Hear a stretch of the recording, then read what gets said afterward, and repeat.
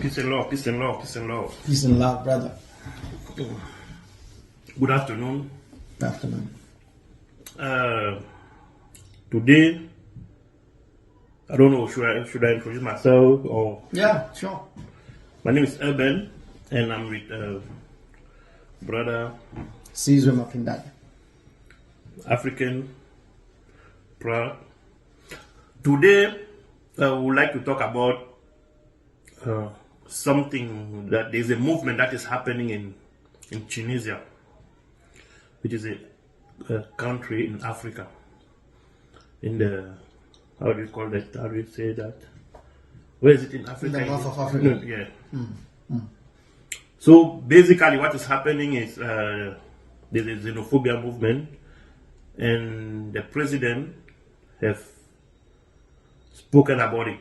He made a comment, a very racist comment, saying that African, I will say that black Africans are the one that destroying their country. Black Africans are the one that making their country dirty, are the one that breaking the laws, are the one that doing the selling the drugs, doing the dirty jobs, and they have to go back to their country. I don't know. What do you think about it? Like, as a president of a country in Africa, asking Africans to go back to their country? First of all, I would like to believe that we as black people, as Africans, for so many years, of course, owing to the greatest impact of colonization in our history, we don't self-respect and we do not protect blackness to a point that the first people who enslaved us before, even European colonizers and settlers, the Arabs today even have the nerve to say that we Africans who were removed from North Africa are the biggest problem to their social fiber. I think me as an African, that is very incorrect. That calls for war on blacks, especially. It's very peculiar by people who have accepted them as Africans in the north of Africa without even wanting North Africa back to ourselves. But, okay, on the same time, there's a country, Morocco, has condemned what the president has said. Yeah, obviously they will do that because it was blown out of proportion. They've realized for their own PR activity they need to condemn that. But was it the same Morocco who was abusing black people who were passing through to Spain? Both Spanish and Moroccan soldiers connived against our people. They were actually bundled together like a group of slaves ready to be smuggled into elsewhere in the underground world of human trafficking. So whatever they say, especially Morocco, I'll go from country to country, because as much as the rest of the Arab world in North Africa displaced Africans, we need to be also responsible. I'll say in terms of Morocco, any comment from Morocco for me, it's not really important because they are blasphemous, they are hypocrites. They themselves turn around and do the same thing. As long as African governments are not condemning and the media is not making it public, it's business as usual for them. But it's true that we are blaming the Tunisian president or Tunisia. What is the so-called African president? Why are they quiet? Why are they not saying anything? Why are they not condemning the xenophobia comments? Particularly Sub-Saharan Africa, it is a matter of fact that Africa is not independent yet. We are struggling with neo-colonization, a concept coined by Kwame Nkrumah when he believed that it would be necessary to join hands with settlers. Settlers, I'm talking about colonizers. South Africa Africa as a continent remain a project of capital Western nations. So some of them do not have a spine to depend on. They cannot be able to speak things that they want to speak. So before they speak something, they need to go and call their master to see if what they are going to say is correct. So the fact that in the hierarchy, in the racial hierarchy, you've got whites on top, you've got the red people in the middle, and you've got black in the bottom. Our African leaders, as we speak right now, majority of them, if not all of them, are projects of capital and then are puppets therefore. But that does not mean that they represent the collective consciousness of an African people. We are a people, there are some of us in the African community like ourselves who believe in black consciousness, in kujichagulia and self-determination.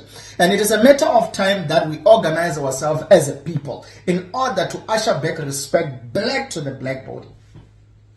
Okay, talking about respect black to the black body. Yes. In the global world, everywhere around the world, like if you go to Asian, North America, Europe, I don't know, Oceanic, why do African or black people are not respected?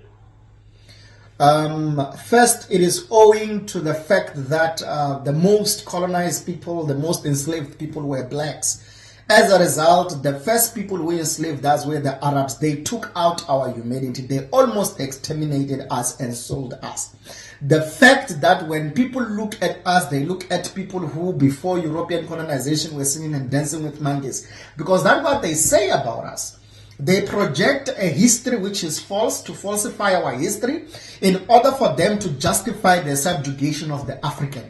And the fact that even after all of these years, we are not bothering to correct that history.